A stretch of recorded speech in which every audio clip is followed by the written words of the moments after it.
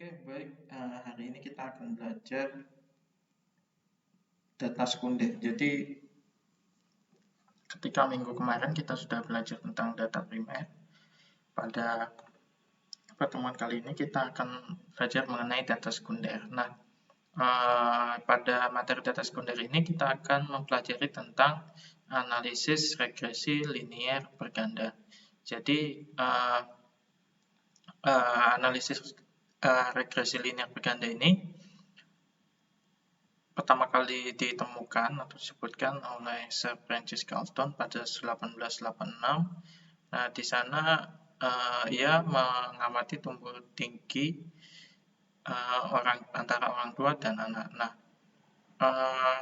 sedangkan analisis regresi bisa juga dikatakan bahwa sebuah studi tentang ketergantungan variabel dependent atau kita sebut juga variabel terikat dengan satu atau lebih variabel independen. Jadi ada satu variabel dependent yang hubungannya bagaimana dengan variabel independen gitu. Jadi variabel independen bisa 1, 2, 3 dan sebagainya. Tujuannya adalah untuk mengestimasi atau memprediksi rata-rata populasi suatu atau nilai rata-rata variabel dependen berdasarkan nilai variabel independen yang diketahui. Nah, kurang lebih seperti itu. Jadi, intinya ada variabel dependen dan ada variabel independen. Nah, seperti itu. Jadi, hasil analisis regresi ini adalah koefisien untuk setiap variabel independen. Koefisien ini dihasilkan dari prediksi nilai variabel dependen dengan persamaan koefisien regresi dihitung dengan tujuan meminimalisir penyimpangan antara nilai aktual dan nilai estimasi variabel dependen berdasarkan data yang ada. Nah, itu kurang lebih. Jadi, kita akan melakukan analisis regresi. Nanti hasilnya adalah koefisien dari variabel independennya, kurang lebih seperti itu. Nah, secara sederhana teman-teman bisa lihat di modul di halaman 44. Di sana ada bentuk model dari regresi berganda persamaannya, yaitu Y, di mana Y adalah variabel dependent. Lalu ada variabel independennya X dan koefisien variabel, kurang lebih ada seperti itu. Nah, dalam analisis regresi ini, jadi kalau ada data yang digunakan data sekunder, maka tidak perlu dilakukan uji validitas dan reliabilitas kayak yang kita pelajari kemarin waktu analisis data primer kemarin. Nah, contohnya kalau data sekunder ini misalnya seperti laporan keuangan, harga saham, dan lain-lain. Kurang lebih seperti itu.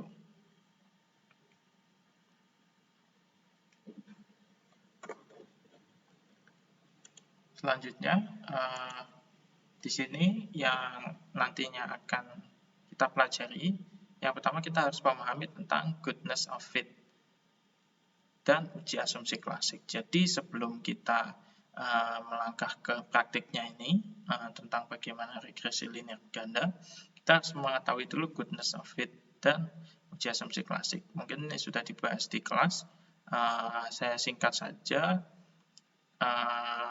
Jadi kalau menurut Ghazali itu, ketepatan fungsi regresi sampel dalam menaksir nilai aktual dapat diukur dari goodness of fit-nya. Secara statistik, hal ini diukur dari nilai koefisien determinasi, yaitu nilai statistik F dan nilai statistik T.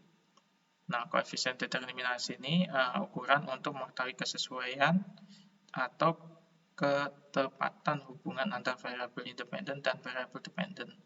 Besarnya antara 0, R square-nya antara 0 dan 1. Lebih seperti itu. Jadi koefisien determinasi nanti selanjutnya kita menggunakan R square atau di SPSS diambil melalui nilai adjusted F square.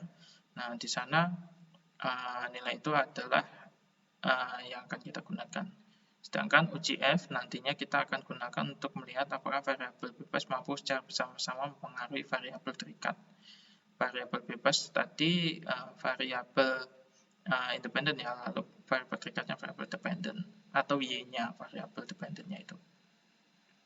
Nah, nilainya diambil dari tabel ANOVA di SPSS. Cara kriterianya adalah F hitung lebih besar dari F tabel atau nilai probabilitasnya lebih kecil daripada 0,05. Jadi selain mengetahui kemampuan cara bersama-sama variabel bebas menjelaskan variabel terikat, perlu juga untuk mengetahui apakah variabel bebas atau variabel independen itu juga berpengaruh terhadap variabel terikatnya. Untuk pengujian ini dilakukan uji T, yaitu kriterianya adalah T hitung lebih besar daripada T tabel atau nilai probabilitasnya, signifikansinya lebih kecil daripada 0,05. Nah, terakhir ada juga asumsi-asumsi pokok untuk analisis regresi ini. Nah, nilai koefisien regresi yang dihasilkan baik, sehingga nilai regresinya baik dan tidak bias. Nah, untuk mencapai itu, perlu dilakukan uji normalitas, uji multikolinearitas, autokorelasi, dan heteroskedastisitas. Nah, jadi asumsi klasiknya terpenuhi. Jadi yang pertama yaitu tentang goodness of fit, yang selanjutnya itu uji asumsi klasik. Nah, setelah melalui uji asumsi klasik, maka estimasi dari regresi tersebut akan menjadi baik gitu, atau disebut juga dengan Bayes linear unbiased estimator atau BLUE. Langsung saja kita mungkin akan membahas lebih dalam tentang prakteknya bagaimana. Yang pertama yaitu untuk analisis regresi linear berganda. Yang pertama teman-teman buka dulu SPSS-nya, buka file baru ya.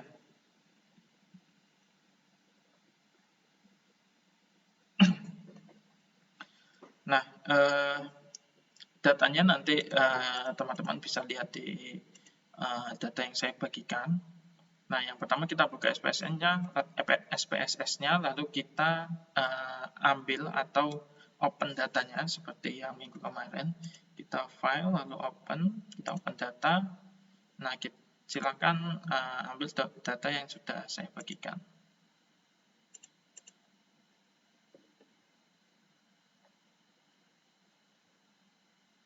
Jangan lupa kalau tidak ketemu diganti dengan Excel, karena kita menggunakan data Excel. Nah, kalau sudah tinggal di open, di oke saja, karena datanya sudah sesuai.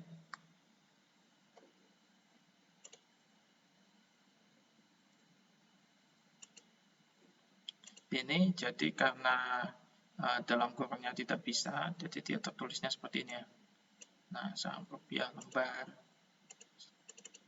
Nah, harusnya kan ada di dalam, ini ada dalam kurungnya dan sebagainya. Tapi tidak apa-apa, asalkan teman-teman tahu bagaimana cara membacanya. Nah, setelah di open, pastikan dulu yang pertama itu ada nama-nama banknya. Lalu sini ada keuntungan, asetnya, lalu ada harga sahamnya. Di variable view, teman-teman bisa lihat di sini. Variable view, teman-teman bisa lihat di sini. Ada 1, 2, 3, 4. Ada 4 variabel. Dimana di sini ada variabel bank, atau lalu variabel keuntungan, aset, dan harga saham. Kita ubah saja. Ini jadi keuntungan saja. Ini aset saja. Lalu ini harga sahamnya saja. Nah, seperti ini saja. Nah, jadi lebih baik ya. Kalau sudah,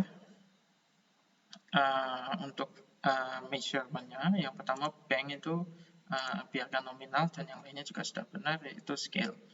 Nah, dari menu analisis SPSS ini, caranya kita klik menu Analyze, lalu ke Regression.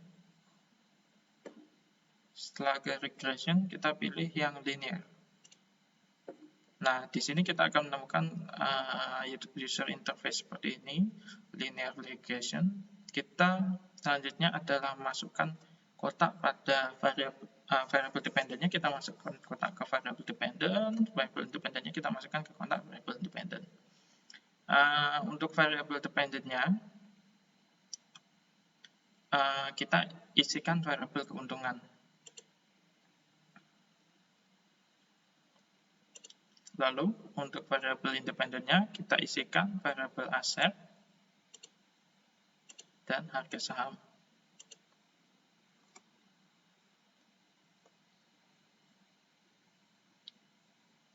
Pada metodenya ini enter.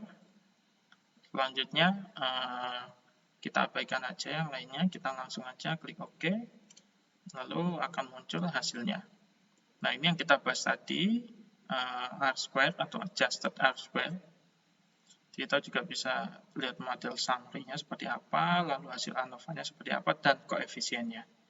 Ini koefisien yang tadi akan kita cari dari regresi linear.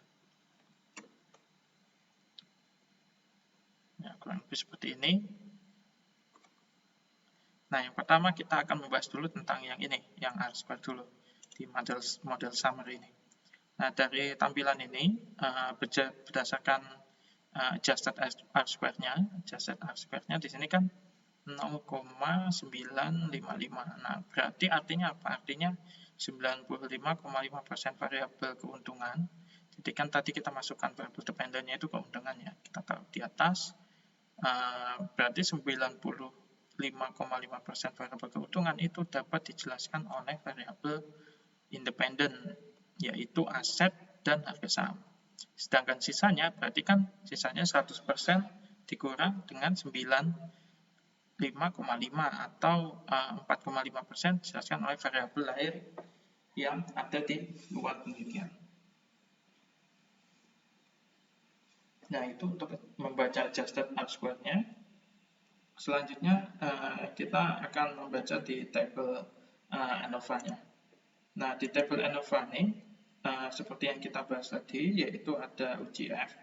Nah, dari uji ANOVA ini, nilai F hitung yaitu 96681. Jadi dengan probabilitasnya atau signifikan sig-nya ini 0,00. Jadi karena sig-nya lebih kecil daripada 0,05, maka model regresi dapat digunakan untuk memprediksi keuntungan, atau dapat dikatakan bahwa aset dan harga saham bersama-sama berpengaruh terhadap keuntungan. Nah, itu untuk melihat pada nilai F-nya. Lalu uji T di tabel koefisien ini, yang pertama kita lihat bahwa nilai signifikansi variabel aset sebesar 0,01. Selanjutnya, kita bisa simpulkan bahwa aset ini nilainya signifikan. Begitu juga dengan harga saham, karena dia lebih kecil daripada 0,05, yaitu nilai mereka adalah 0,01. Selanjutnya, kita lihat di sini B-nya atau betanya, di sini adalah koefisiennya. Nah, koefisiennya ini yang akan menjadi persamaan bila kita masukkan. Jadi, nanti persamaannya menggunakan koefisiennya ini seperti ini, di mana ini adalah beta, lalu ini koefisien aset, ini konstantannya, koefisien aset, lalu ini koefisien dari harga sahamnya. Nah, selanjutnya adalah dari nilai signifikansinya. Interpretasi yang kita bisa bahas di sini adalah jika aset dan harga saham atau variabel independen 0, maka nilai keuntungan dependennya itu adalah min 5,53838. Nah, kita coba tuliskan dulu modelnya. Jadi kita sudah dapatkan koefisiennya 3 ini ya. Kita berikan model. Nah, tadi kan kita bahas bahwa di sini adalah nilai koefisiennya. Di sini adalah nilai koefisiennya. Lalu kita akan buat modelnya, jadi modelnya akan seperti ini. mana Y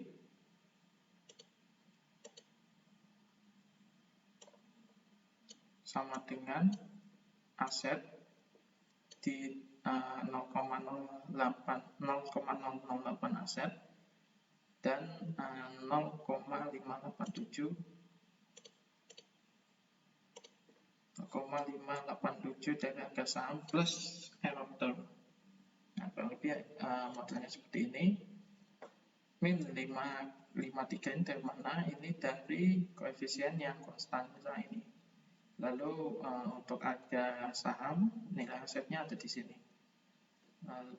Nilai asetnya, yang nilai asetnya dulu ada 0,008, ada di depan aset, lalu untuk harga saham ada di depan harga sahamnya ini. Lalu ada error term-nya. Nah, kurang lebih seperti itu. Cara membacanya adalah, jadi jika aset dan harga saham, asetnya ini dan harga saham, jadi kalau dia nilainya 0, asetnya 0, harga sahamnya 0, maka kan berarti 0,08 dikali 0 hasilnya akan 0. Lalu 0,587 kali 0 hasilnya akan 0. Sehingga nilai keuntungan Y-nya itu kan jadinya ini, karena tersisa ini aja. Tambah error term-nya ya, ditambah error term. Jadi sisanya kan ini aja, berarti ini adalah nilai keuntungannya. Nah, selain itu juga ada, jika nilai aset naik 1 miliar, jadi sini 1 miliar, maka keuntungannya naik 0,008 miliar. Y-nya naik 0,008 miliar atau 8 juta rupiah, karena sini 0,008.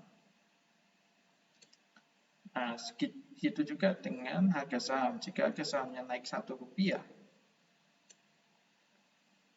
nah, maka keuntungannya juga naik 0,587 miliar rupiah atau 58,7 rupiah. Seperti itu. Jadi selanjutnya itu adalah variabel aset menunjukkan koefisien regresi sebesar 0,08 dengan signifikansi 1 yang sudah kita bahas tadi. Lalu juga begitu juga dengan variabel harga saham. Nah, kurang lebih seperti itu materi tentang data sekundernya. Kita akan bahas setelah ini tentang uji asumsi klasik.